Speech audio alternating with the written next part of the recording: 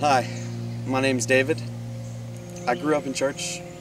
I got saved when I was 12. I don't remember what the preacher was preaching about, and I don't remember anything about it. I just knew that that night I realized if I died, I was going to go to hell.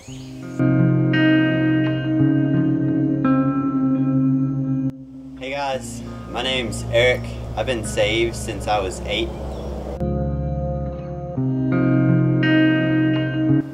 My name's Tom, and I was saved in 2002.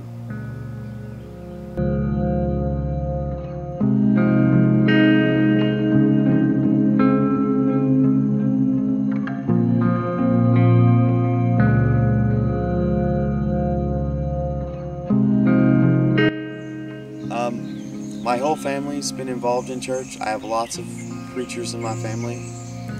So I knew what right and wrong was, but like most tragic stories, then I met a girl.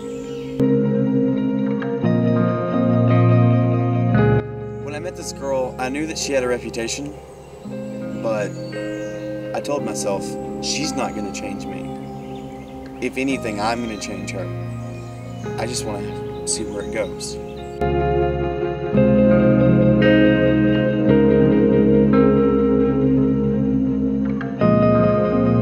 I was just sitting in my house thinking about what my pastor said last Sunday. You know, it's hitting pretty hard. I was all by myself in my room, and I just decided it was time, you know, time to like let God have it.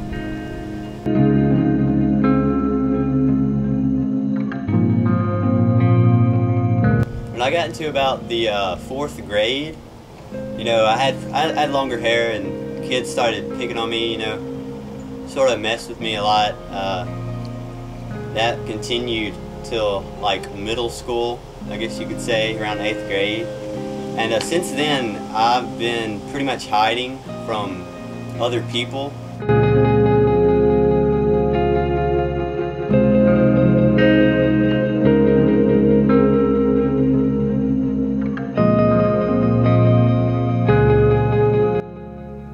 But yeah, I was in the church for about a year before everything started sinking in, and before I realized that I was a sinner and needed Jesus. But after about a year, like I said, in church, I went to 2 different church camps, and I finally accepted Christ as my Savior.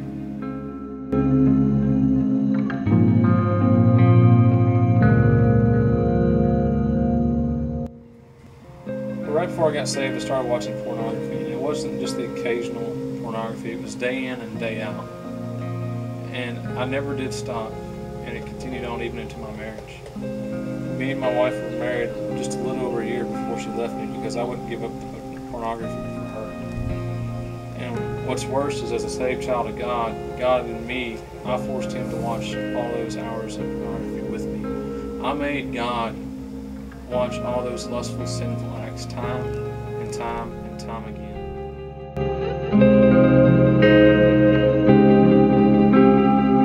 Within 2 months of the relationship, we were having premarital sex and could care less. It was no more about what God wanted for me in my life. It was all about how can I get alone with her so that I can get more of this disease that was starting to take over me.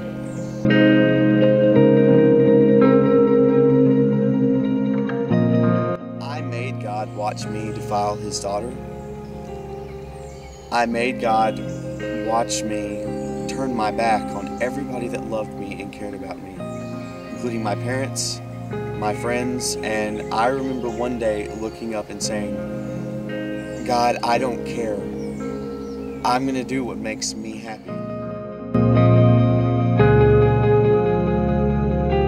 I guess I make God hide behind the hoodie and the jeans and everything. I make God hide behind that because I'm too scared myself to not hide behind it, to be exposed. I'm not saying it's their fault, but I guess I make God hide.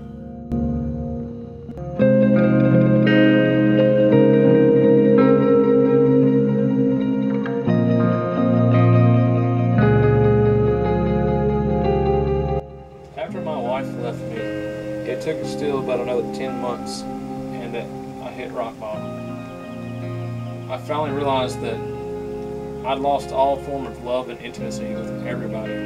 My family, my friends, everybody. I no longer knew how to love.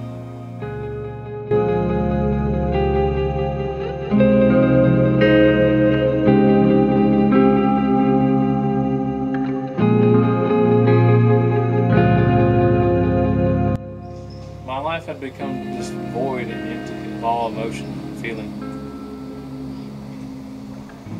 When you get to a spot like this, you really can't go anywhere until you start over.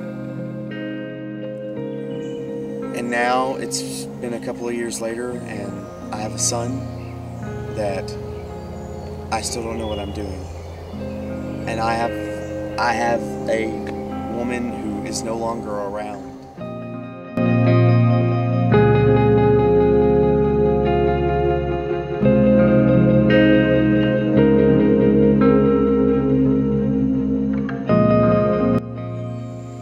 What really hurts is that not only is my son growing up in a home where he has no mother, but I have to live with the fact that deep down, he's a mistake. It also hurts, maybe even more, that now that I do care, and now that I am sorry and know what I did was wrong, my testimony is completely ruined. This whole thing was public, so everyone knows that I'm the Christian that slept with his girlfriend. I'm the man of God that has an illegitimate son. I ruined God's name, and he didn't even do anything.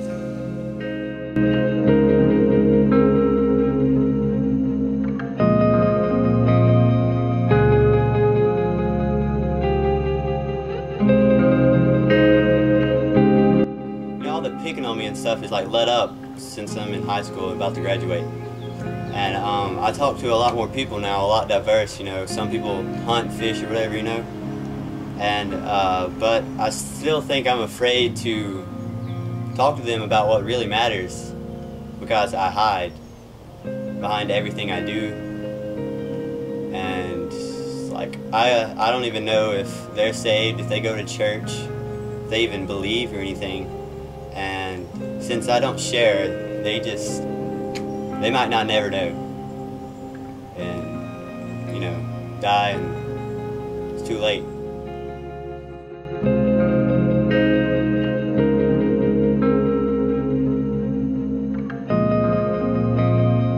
The pain is something that will never go away, and the sin is something you'll never be able to forget.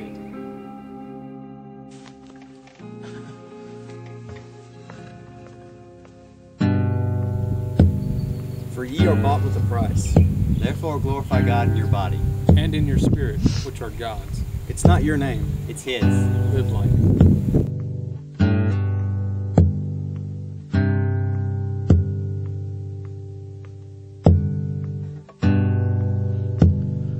Not so many years from now, they'll place my weary bones in the ground.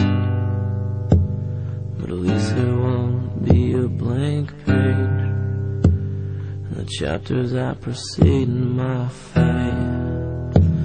For death upon the earth and the seas, but now it's just you and me.